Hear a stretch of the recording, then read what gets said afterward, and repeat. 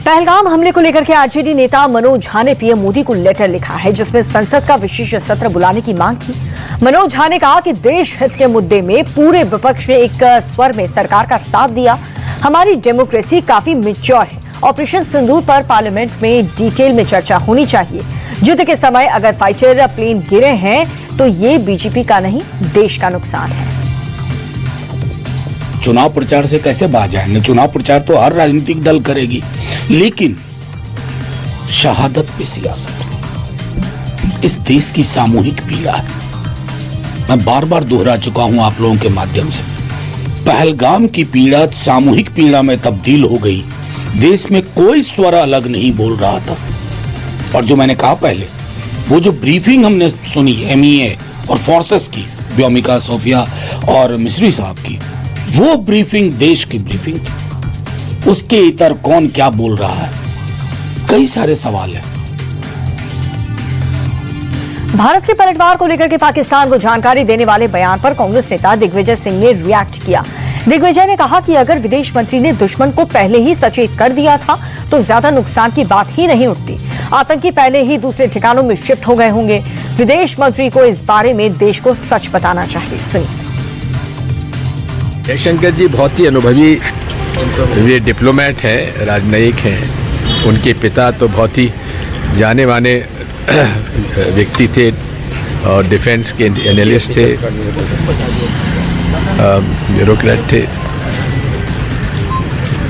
अब उनका ये बयान कि हमने उनको बता दिया था कि केवल आतंकवादी गतिविधियों के केंद्रों पर हमला करेंगे, तो जब जिनको आपको नष्ट करना उनको पहले बता दिया तो फिर वहां से तो चले गए होंगे। वो दुश्मन को ये बता दें कि हम आपके यहाँ हमला करने आ रहे हैं, तो दुश्मन तो अपने आप तैयारी कर ही लेगा।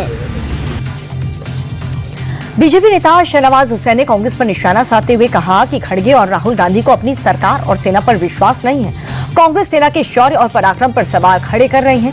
जिस समय पूरी दुनिया भारत की वीरता को सलाम कर रही है, ऐसे में कांग्रेस सिर्फ और सिर्फ राजनीति कर रही है। मल्लिकार्जुन खड़गे और कांग्रेसी नेता देश ने जो विपक्ष की बनाई हुई मर्यादा रही है उसको तोड़ रहे हैं। मल्लिकार्जुन खड़गे को और कांग्रेस को अपने देश की सेना पर यकीन नहीं। जहां शशि थरूर और सलमान खुर्शीद भारत का नाम ऊंचा कर रहे हैं, वहीं मल्लिकार्जुन खड़गे और राहुल गांधी सेना के शौर्य पर सवाल उठा रहे हैं। सेना ने पराक्रम किया। सेना ने पाकिस्तान के 9 आतंकी अड्डे उड़ा दिए, 11 एयरबेस तबाह कर दिया, 100 आतंकी मार दिए। वर्दी वाले जो आतंकवादी थे उनके एयरफोर्स और सेना के, उसको भी 50 को ढेर कर दिया। पूरे दुनिया में भारत की वीर गाथा गाई जा रही है। और अब बात करते हैं बिहार चुनाव की, जहां पर चिराग पासवान को लेकर के राजनीति तेज हो चुकी है। असल में चिराग पासवान ने इशारा किया कि वो विधानसभा चुनाव लड़ सकते हैं। चिराग ने कहा कि वो हमेशा से बिहार की राजनीति करना चाहते थे। उन्होंने ये भी कहा कि पार्टी का बड़ा नेता अगर असेंबली इलेक्शन में उतारता है तो उसका असर पार्टी की परफॉर्मेंस पर पड़ता है। ये बात मैंने कही है कि मैं बहुत लंबे समय तक अपने आप को केंद्र की राजनीति में नहीं देखता हूँ। मेरा राजनीति में आने का कारण ही बिहार और बिहारी रहे हैं।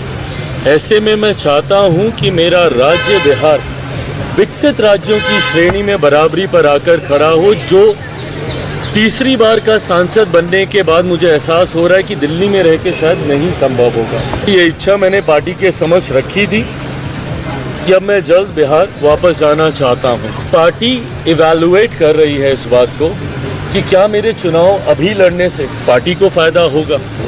तो अगर मेरा स्ट्राइक रेट मेरे लड़ने से और मेरे गठबंधन का प्रदर्शन अगर इससे बेहतर होता है तो मैं जरूर लड़ूंगा।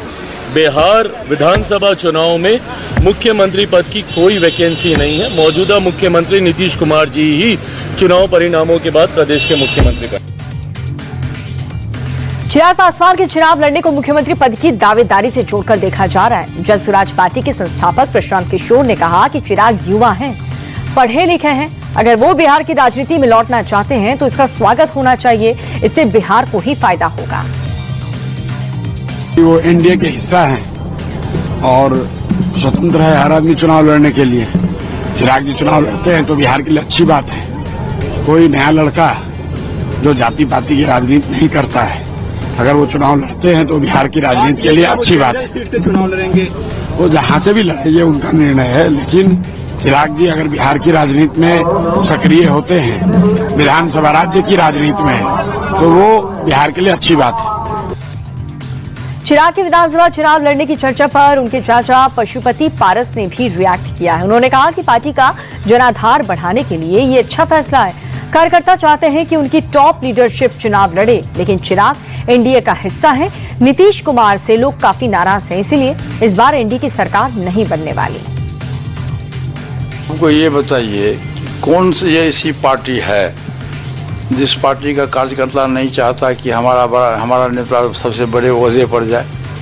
सभी पार्टी के लोग अपने बड़े नेता को आगे बढ़ाने का प्रयास करता है और इसमें यदि अरुण भारती जी का बयान आया है तो ये गलत नहीं है। ठीक है, वर्कर्स की इच्छा है कि हमारा नेता आगे बढ़े और बिहार विधानसभा का चुनाव लड़े और बिहार विधानसभा का चुनाव लड़ने के बाद वो तो फैसला तो देखिए, फैसला तो जनता के हाथ में है, जनता सर्वोपरि है। बिहार में लोग बदलाव के मूड में है। बिहार की जनता चाहती है कि बिहार में जब भी चुनाव होगा तो सत्ता परिवर्तन की तरफ उनका झुकाव है।